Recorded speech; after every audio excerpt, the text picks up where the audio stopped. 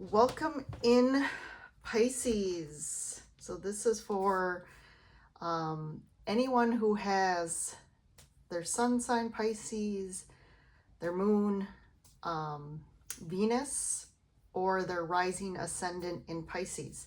So it applies to all those. Some of you may be here watching on behalf of somebody else, trying to get some information about a Pisces you're connected to. So today we are tapping in to the end of June. So today is I'm filming this on the summer solstice. So we'll tap into the energies now from today, the 21st, through the end of the month. And just for a little housekeeping to let you guys know, I am holding off on the extendeds for a little while. To catch up on the monthly zodiac readings, and so those will be coming again in the near future, but definitely having a full-time day gig and trying to fit in all these videos is definitely challenging, as maybe some of you know or understand that doing videos, especially like longer content videos, is almost like, can be like a full-time job. You know, I've been just sticking to trying to do a weekly reading and then a monthly sign, and that definitely takes a lot of time. So getting up there, I see some other tarot readers who, you know, almost do dailies and weekly sign readings and monthly, but most of them again are doing that full time. So, and as well, if you like this video, there's the like button there, and then if you like my content or like being a part of, want to be more a part of this community, the soul tribe I call it, definitely subscribe. And as most of you know, for us content creators, subscriptions, likes, and comments all are huge at helping us expand and reach more people with our content. You know, I obviously do this because this kind of aligns with my authenticity, and I find a lot of joy in doing readings and helping people and using my intuitive gifts. So it's very easy for me, which of course the things, our higher purpose, when we really align to it, it's going to be something that we love and also that comes easy to us. All right. I think those are pretty well mixed. So I will, as usual, start with the oracle cards. So this is a general reading, so it's going to fit differently for every one of you. So take what resonates, leave what doesn't. As always, you're here watching for a reason. You were drawn to this video, so there is definitely something here for you. So let's see, what is the universe want the Pisceans to know this month, the end of June? Okay, transformation, a fresh new way of living emerges. You are the first sign that got that card. And this really also represents like Scorpion energy, which is a water sign along with you. So I would say Pisces aren't, you know, that new to the energy of transformation. Obviously Scorpio's the expert at it, but being a water sign, which represents water and the shifting and how water just, you know, it's hard to control that, but also it creates new emergence of transformative energy emotionally. So definitely it's a big transformation time for you. The other here, traveling lightly, simplify your life. And grounding, go deep, explore your roots. So I definitely feel like this energy of if I could speak here, upheaval for you Pisces. You've been in this kind of upheaval energy. I do feel a lot of emotional upheaval that you've been going through. And there's this need to really, you know, traveling lightly is also like the Fool energy, the Fool tarot card.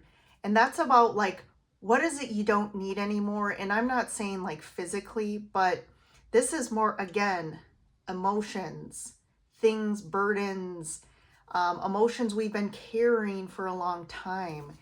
And we need to, again, work through those and kind of like shedding an old skin I'm getting. And what's also kind of synchronistic is the last reading I did for Aquarius, it was very similar. And I think the title was actually about shedding their skin. So this is like very similar for Aquarius, but definitely shedding an old skin. I feel like you've been, you know, this, it's almost like a dual life. Like you had like a life before, like there was a life you led that I feel like you're in a much different place, but you're still like carrying a lot of that old,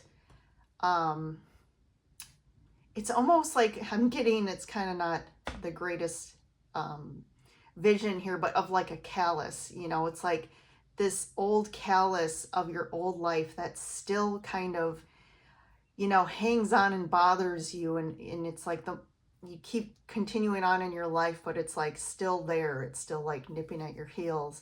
And there's something about to go deep, explore your roots. I do feel like this has something to do with like your family lineage, your deep roots. And there's almost like you keep holding on to those old roots because of that reason, because there's some connection you have to this old life or the old you or your family that like you just can't let go, because you feel like this is, I mean, when you really look unconsciously, you still believe like this is who you really are, but that's not who you really are. You know, who we really are is consciousness, right? And if we let go of, you know, all of those things in the external world that the world tells us we are, whether it's, you know, if we're male or female, or if we're, you know, our ethnicity, our cultures, even our name, right?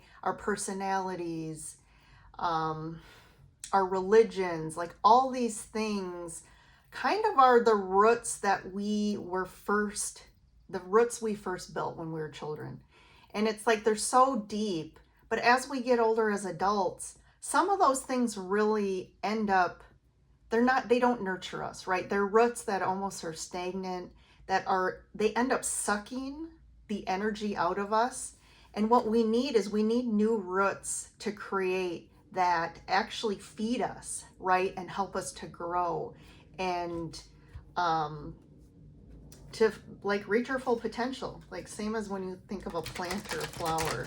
And I'm getting those roots are kind of almost rotten, and they continue to create emotional upheaval in your life. And it's like you're going through a big transformation, because again, it's time to shed that old kind of, you know,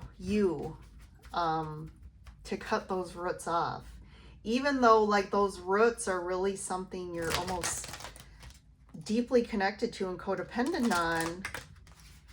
And that's really a harsh reality, or we go through a lot of grief sometimes, because, you know, we're trained to think this is my blood, right? This is my family, or this is where I came from. And there's something where I need to respect it and honor it. But sometimes that, unfortunately for some of us, like we're born into something to learn deep lessons, but in reality, it's not our true calling. It's not our true soul tribe or who we end up becoming. And the more we stay too tied to that, it ends up, you know, almost like killing us energetically, spiritually, emotionally. So there's a lot there about this for you guys for the end of June here. So let's continue on with the tarot cards. I have a visitor here. He may show up in the reading. one of my cats. All right. What else do we got here? So underneath we have the Two of Pentacles. The World, yep, definitely endings and new beginnings. It's like you're being called to like close out a chapter. And there's, again, the Two of Pentacles is really about that like upheaval energy, this like, you know, in the standard tarot Rider-Waite deck, the Two of Pentacles is like in the background, it's an ocean and these big waves and the ship's kind of going up and down, and it's like, you know, it's this up and down energy, and I feel like this emotional, just like really ups and downs for you.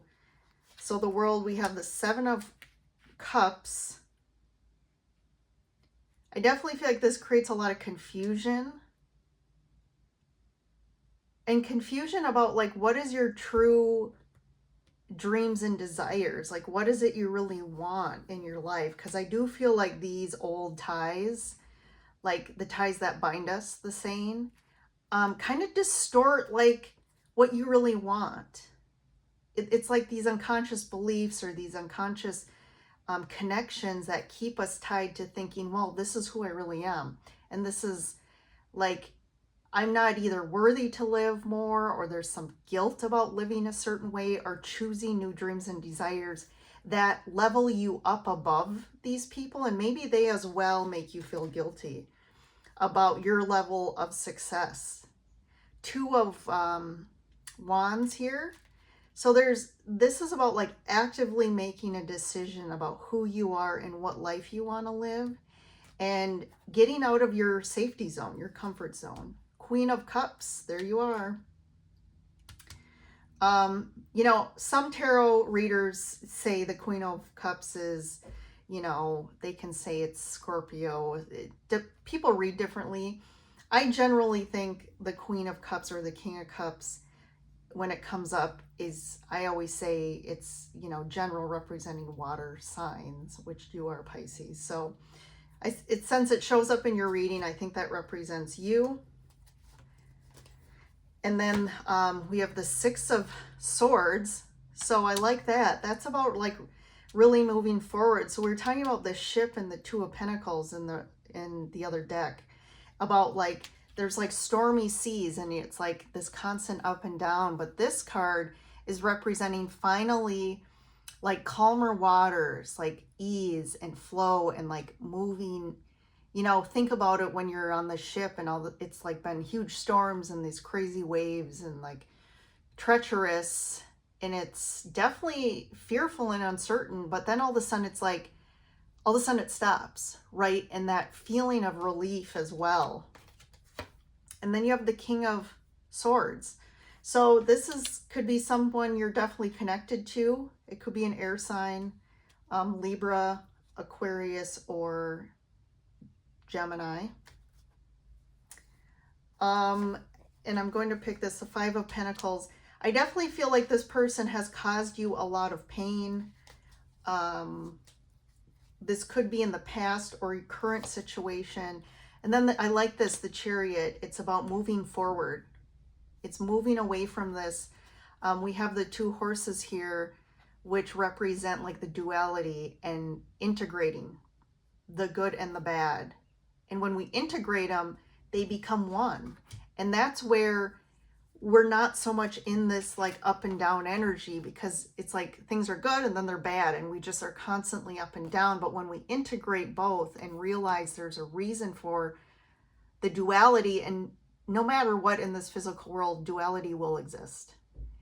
And once we realize that, we can approach things and maintain harmonious, because we have that higher awareness. And it doesn't, again, trigger us as much to go in these upheaval emotional cycles. So I like that. You're moving forward. Six of Swords and the Chariot is really about moving forward into more ease and flow.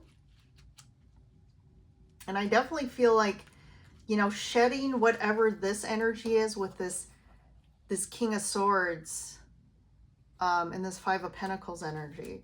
And I do feel like again, like I said, these connections really like suck the life out of you and does, you know, block abundance as well, because it really keeps us in an energy level and impacts the physical world and what we're able to manifest and bring into our lives. So a lot there. I definitely feel like with the solstice and the full moon tonight, you're definitely feeling the emotions. But I feel like starting now through the end of June, you're going to get more awareness about the situation and also make some decisions. Actively make like a conscious decision about how you want to live your life and set intentions to live better lives. So we have 6 of Cups. Yeah, this definitely is about the past and things that have happened to us in the past connections. We have Temperance here. The Patience card is Temperance. And then the Queen of Air, the Queen of Swords. So this is interesting. Again, this could be you as well, like channeling more air energy. And this is about real, you know, clarity. This is about you standing in your truth and being authentically you, right? This is about like authenticity. The Ace of Swords as well is kind of tied to this, but the Queen of Swords is like, she has clarity on who she is.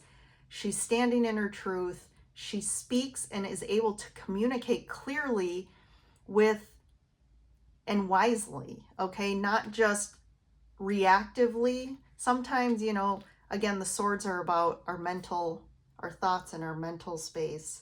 But I think in this situation, this is good for you because it's like, I think you get too much in your emotions because you're a water sign and Pisces are very deep and they kind of get so deeply stuck underneath the water that like sometimes it's hard for them to like, you know, breathe and get out of the depths of their emotions sometimes. So I think it's almost good that you're learning to channel this more air energy because that brings some balance for you.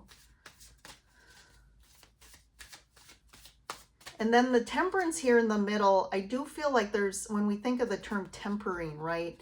We have to temper something to get it to just the right consistency. There's also the aspect of alchemy in the Temperance card, of alchemizing the energies to find balance. And I think the universe is really supporting you right now in doing that. And there's that integration piece to kind of help you find some balance, especially emotionally. And this like is a big transformation for you. So let's get one, I'm going to get one clarifier for the 6 of Cups here. Queen of Pentacles. So this could be tied to a mother or a mother figure. Yeah, working the 8 of Pentacles here. So this is really about doing the work if this is like a mother wound, you're kind of doing the work. You're finally like looking, you're having to go back to feel the feels of this and feel yourself like not out of it, but like that's how integration works. It's like we're allowing ourselves to go back and feel and you know, acknowledge the feelings we have and the pain we felt and really seeing those child parts of yourself. And they just want to be seen, heard, and validated. And that's what this work is about with this mother wound and going back to the past. There is someone specific. If it's not a mother wound, maybe it is more, there is a female or feminine person that you're tied to that caused you some, you know, heartache or suffering in the past. And that's needing, you've been holding on to this, which kind of is the cause to a lot of your emotional upheaval. And then I'm going to get one for the Queen of Air. So the 7 of Wands. Yeah, that's again, standing firm in who you are, standing up for the new you, the authentic you, and being clear about what you believe and what you deserve, and what your boundaries are, and standing firm in them, right? Standing firm. And if someone doesn't respect your boundaries, what are those consequences? And I think you sometimes set boundaries, but you don't like enforce the consequences. And I think that's something too with the Queen. She's very sharp, right? You don't cross the Queen of Swords. You respect her. And if you don't respect her, watch out. And it's not meant to be like angry, right? Because that ends up becoming more of creating more karmic situations in our life. You know, it's doing it firmly, but with integrity, with honor to yourself, and honoring others. Even if the other is not someone you respect, it's still respectful to stand firm, not be too emotional or reactive, but responding to this person in a manner that's clear and concise, and respecting yourself. And obviously to honor yourself, like when we get on all these crazy emotional, and if we are so reactive, that's not honoring ourselves or respecting ourselves either. All right. Let's see. I think that, this is a long one, but seems to be really clear. You might have a situation come forth now through the end of the month, which, you know, is the next short period, where you need to clearly set your boundaries. And it's in this responding in new ways that you start to shift and honor yourself and be, and respecting you is respecting who you truly are at your core soul level. It's not who you think you need to be because others expect it of you, or it's like, you know, being a chameleon and trying to be a certain way with certain people because you fit in better, in quotes, or, you know, you give them what you think they want. This is about you standing in who you really are. And that's the huge transformation here, and kind of shedding that old skin. So, all right, Pisces, thanks for joining in today. Don't forget to like and subscribe. Let me know how this resonates with you in the comments below.